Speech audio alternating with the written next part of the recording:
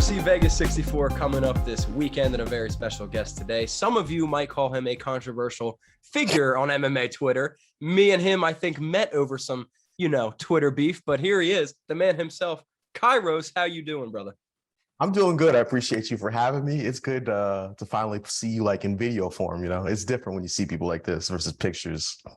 Yeah, dude. I mean, even watching videos online, not live, it's not the same. I like Mm-hmm. linking up with Twitter people and just talking face to face. It's nice, dude. So great to meet you, brother. Yeah, you got me on a good day. Usually nothing's working. Nothing, lights won't work, the camera won't connect. Like, you caught me opportune time. All right, we got to be quick then before it all breaks down. Right? Watch it fall, yeah.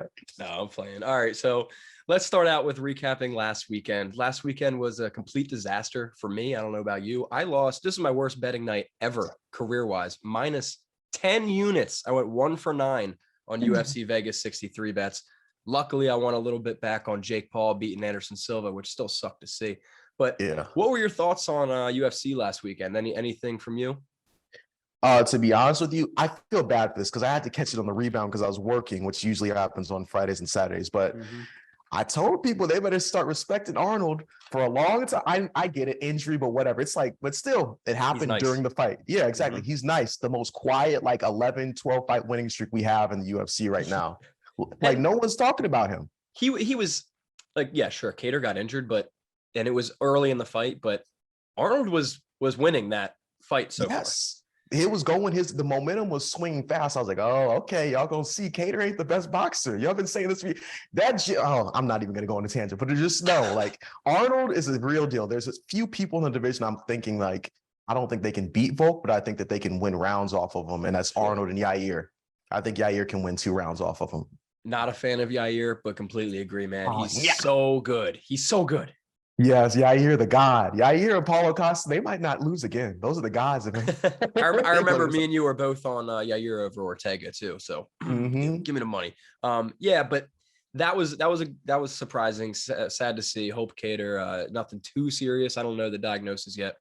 We'll see on that.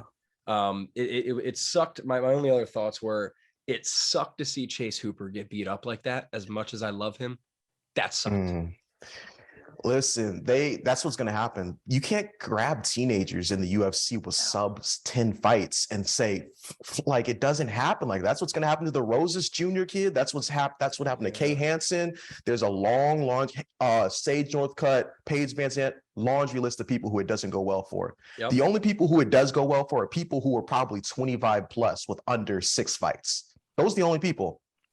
Yeah. I mean, I think especially in the men's divisions, it's a little bit different too, because dude, like, I'm 25 now. When I was 19 years old, man, compared to now, I was a boy, you know what I mean? Like, so yeah, these cats are not ready for the UFC yet. Not all of them. Suck to see. I hope Chase can come back quick, or maybe not quick, maybe take some time off after that beating, but I hope he comes back and can grow into himself a little more, because he's not quite there yet. He should try and pull an Artem Lobov and just like cut his contract early and I think that'll save his career. You stack up a hell of a lot of losses and you take damage and then you're out of the UFC, your stock's dropped and your health's dropped. Like, bro, just cut your losses, come back when you have some talent. It happens. People bounce. Bobby Lawler left the UFC, for goodness sakes, and came back when it's done. Charles Oliveira, didn't he leave the UFC? Or at least go on a bunch of loss streak? I don't know if he left. I don't think he left, no, but he did go on the losing streak. But yeah.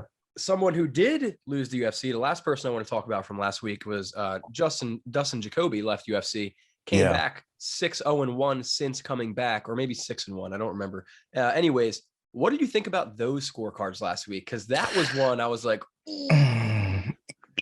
that truly, that and the Yan, I'm just like sitting in my mind, just like, I don't like that scorecard at all. I like Khalil. I don't think he won that. I don't know. I like Sugar too, man. And I was sitting there like, what?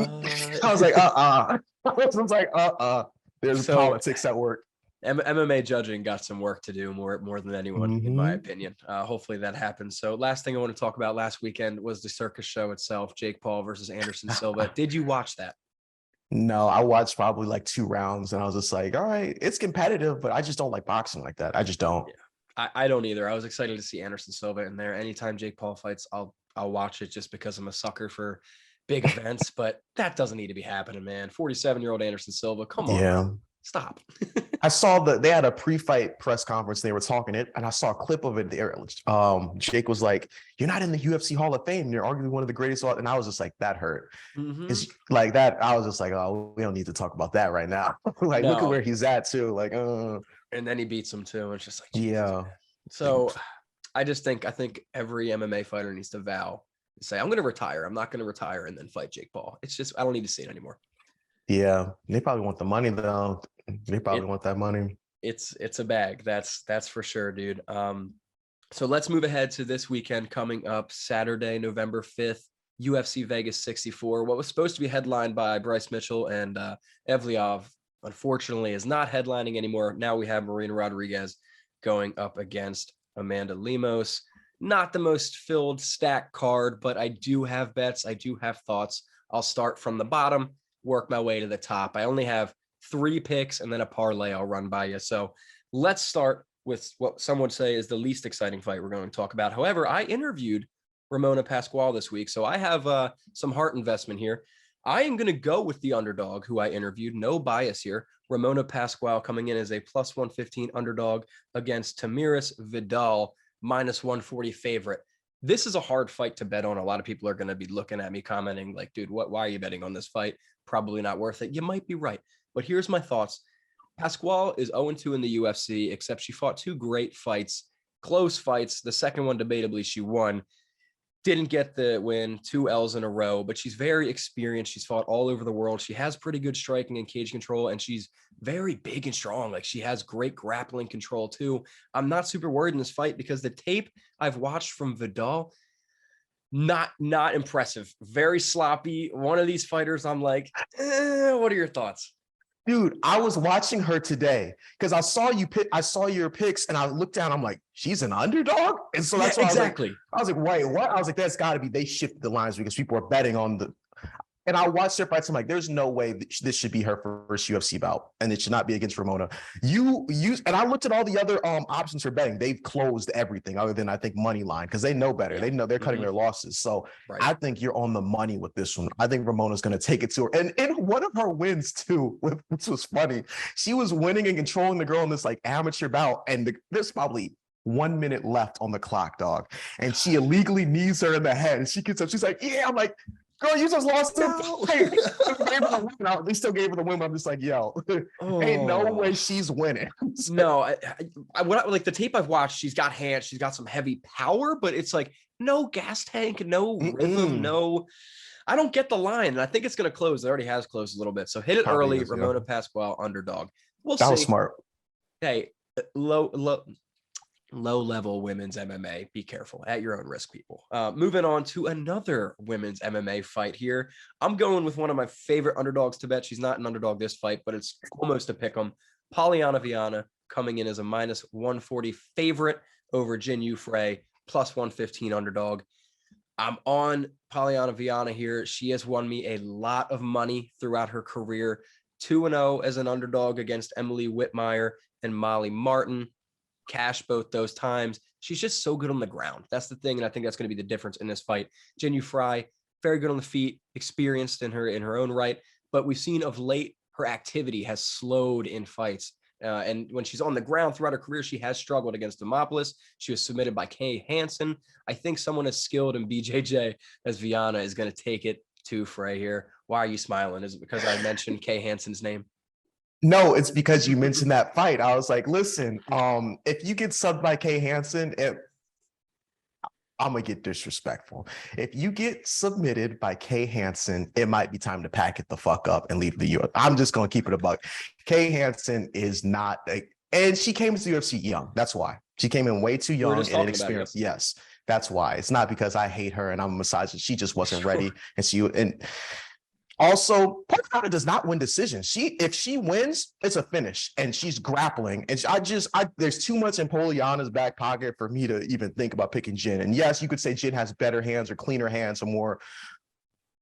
You could say that, but it's still her output is low. If she's fighting someone who's throwing low output, she's going to throw low output. If she's fighting someone who's throwing high output, she's going to take breaks and not throw. Yes. Either way, I would not pick Jin Yu. And I I've known about her for almost 6, 7, 8 years. I watched her on the amateur circus. She had that one knockout where she punched the girl into the cage. She bounced off the cage and punched her again. Like, I had high hopes for her. I thought she was going to be a beast. I don't know what happened, but shit happened. She got started late, I believe. She's 37 years old. I just checked. Polyana's 30. The UFC loves to throw up the stat of when there's a +6 year age difference, the younger fighter wins 65% of the time. So we have to put that into account here too. All signs are leading Polyana. As long as she stays under a -150, I'll probably throw some money down on it. But again, always caution on these women's MMA fights.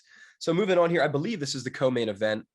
Neil Magny -115 against Daniel Rodriguez. D-Rod -105, a slight favorite. By the way, I get all these from BetMGM, so odds differ no matter where you go. But around a pick'em, I have to go with Neil Magny. And let me just say, before I talk about Magny, I want to talk about D-Rod. I feel as if he's undersized in welterweight, and I think that was exposed in his last fight against the Leech. He beat the Leech on the scorecards. You might agree with me here. I totally thought the Leech beat D-Rod. Close fight, close decision. Can't be too upset about it, but D-Rod looks small. He didn't throw enough activity. I think he was exposed a little bit. I think we're going to see a very similar fight by Magny. Longer, taller fighter, much more experience. I don't think he's going to go in there and knock the man out, but I think he's going to use some real cage control, clinch control, striking, distance control, win a decision here over D-Rod. And at pick'em odds, I can't ignore it. What do you think? Yeah, I don't think this should be a pick'em. I don't know why fans are obsessed with like people who are primarily boxers. I don't get it. I don't. You see it with Rob Font. You see it with Katie's. They see D-Rod. They're just like, he's such a great boxer. I fall into the trap. Yeah. I'm like, no. Whenever I see that, I'm like, no, you are not going to be that. I don't think D-Rod should be this close to the odds whatsoever. My man, you fought Kevin Lee, who I think Kevin Lee is one of my favorite fighters, but no disrespect. Lee, he is not a welterweight. And for someone whose hands y'all claim are like top 15, top 10 in the UFC, probably should have landed more, probably should have got him out of there, probably should have had more success. Like, so for me to see this line and think to myself, there are actually people picking him by finish and to win. They're absolutely, I don't know where they're getting this information from. I think Neil is going to absolutely just out-volume him for 3, maybe 30-27 him. Because let's be honest, who was the person that Neil fought? Not Shavkat, the person before then that dropped him, who just won by knockout or finish this past weekend. Let me look who that is because I can't think. Was that Max Griffin? Max Griffin actually has hands. He has power. Yeah. He has serious power. And Neil was able to weather that storm, come back, out-volume him for the next 2 rounds, and turn the tide. Max might have been justified giving Max a decision, but still, Neil did enough for you to question it and got the win. That's why I'm saying there's nothing D-Rod could throw at this man in my mind that's going to get him out of there or win him 2 rounds minimum. I agree, man. I think these boxers really have a lot of success in MMA against lower level opponents, but like we've seen with Rob Font of late, D-Rod in the last fight, even though he got the win, they struggle with just throwing hands when they get to the higher level. It's mixed martial arts for a reason. You know what I mean? And no matter how good a boxer you are, if you're fighting a decent Muay Thai fighter or kickboxer, it's going to present problems. So Neil Magny, as long as he stays at a pick'em odds somewhere around that range, I'm going to hit it. I don't see a reason not to. And he can take bombs. He took bombs from Jeff Neal. So if you're taking bombs from Jeff, you're taking bombs from Max. I'm not worried about D-Rod bombs. I'm sorry. I'm not. I'm just not. And Neil Magny's 35. I was thinking, D-Rod's probably what, 30, 27? They're both 35 years old. I didn't know D-Rod was that old. So I didn't know that. It's not like old man Neil Magny's going to get clipped by young D-Rod. You know what I mean? Like, they're good, man. Yeah, valid. Neil Magny, you're not old, bro. That's not what I'm saying. So my last bet of the night before I ask if you have anything is a parlay. I haven't hit a parlay in like 2 weeks, and I'm minus 15 units the past 2 weeks combined. So something's got to change here. I'm going heavy on a parlay. It's going to be my main event fighter, Marina Rodriguez, at a minus 225, paired with Miranda Maverick, minus 700. Rodriguez going up against Lemos, of course, and Maverick going up against Shayna Young. You throw both of these ladies into a parlay, Miranda Maverick and Rodriguez, that comes out to a minus 154. That's my kind of odds. I love that. A lot of people like to put the plus money in the parlay, but minus 150 range for parlay, perfect for me. Let me just say a few things about this. Rodriguez, I think, is better all around than Lemos. I think Lemos has great hands, great boxing, like we were just talking about. We saw her piece up Andrade in the last fight until she got finished. Marina's just longer. She's much more experienced here. I think she has many more ways to finish this fight than Lemos does. I like her a lot here, especially at the -200 range. Perfect parlay piece. If Lemos catches her early, sure, there's always that chance, but I just don't think Rodriguez fights inside that range where it's going to be a danger. Miranda Maverick, real quick, -700 favorite, rightfully so. She's beaten Shanna Young before. They were scheduled to fight, got canceled because Young chickened out on fight day. I actually think it was Maverick had the weight issues, but they're fighting again. Miranda Maverick's better all around. They've both improved since the last time they fought, but Miranda Maverick has greatly improved. I think that's going to be a wash. So let's hope the parlay hits. What are your thoughts on that? I like that. I like that a lot. I saw which one? What was it? Yeah, if you go on, I use what's this app, bro? I use DraftKings, but I'm not like a heavy gambler like that. But sure, they have Miranda at +130 by decision, and I get it. Like they're expecting her to finish her. But I'm like, I don't know. You know, I feel like taking that is like +130 for a decision. That's not bad at all, especially like.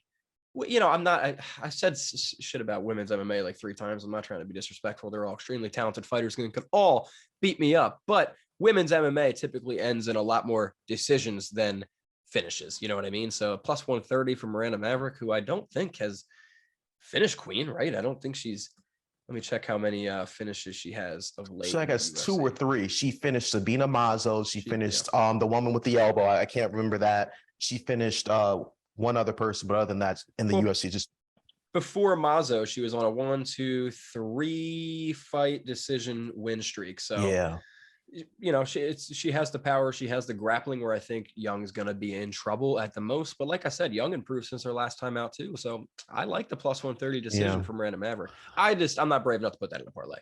That's fine. Yeah, 100. I think this event, I'm actually excited to throw stuff in because it's fighters who I've been watching for a long time. I don't like betting if I haven't been watching you for years. That's why I don't gamble a lot. I'm not just throwing my money like that. It's not me. But, yeah. Well, let me ask, what bets do you like this weekend? Is there anything you have written down? Yeah, that's what I threw in. So I did Miranda by decision, I did Neil by decision, and I did Viana by decision, and that throws it into let me delete because I put yours into here too, so I could remember yours, which is crazy. All 3 of those things is +1362. So I'm not throwing in a lot of money. Into that. $5, exactly. $10. Exactly. And I'm like, that's very plausible. What are Neil Magny's decision odds? +140. I like that a lot. That's what I'm saying. Like, it makes no sense why it's sitting at that. And I'm like, Vegas always knows something, bro. But like, maybe they do. But you're gonna finish them? I don't know, bro. And then who was the other one you had in there? Remind me again. Viana by decision. And what is she? +165. I see. DraftKings has the fight line where you can do by submission or decision. That might be nice. That might be nice, but yeah, it's different on that. I saw that. I think it's like -400 for that one. Exactly. So it's like, no, it's like, I'm not doing that. No, I think that's Miranda Maverick by submission or decision is -400. And then Poliana by submission or decision is shoot, it might be closed. Fuck it. I'm not even gonna try. It might be like a pick 'em odds or something. Yeah, probably something like that. But yeah. Hey, I like all 3 of those decision bets, honestly. I tend to stay away from the props because that's what eats me every week. But like I said, man, everything ate me last week. So I might be a little reckless this week trying to get some of that sweet change back. But I'm not sharing the reckless bets on here. I'm responsible. We both thought these out and we're sharing them for the best bets, UFC Vegas 63. Kairos, that's all I got, dude. I'm tired. I'm going to go to bed. But thank you very much for joining me, brother. I appreciate it. I love the content you put out. I love your insight and I love the controversy. I think it's funny as hell. And I think you're a very smart person, much more smart than these basement dwellers from Mama's Basement. You know what I mean? What's funny is I just talk how I talk. That's why it makes it hilarious. People think I'm trying to make people mad. It's like, bro, this is literally how I act. So I'm not going to change. You put it all on the table, my man. I love and respect that from you. You have a fan in me and a friend too. So thank you again, dude. And we'll do it again. Okay, let's hope these bets cash. Yes, appreciate it, my man. Of course.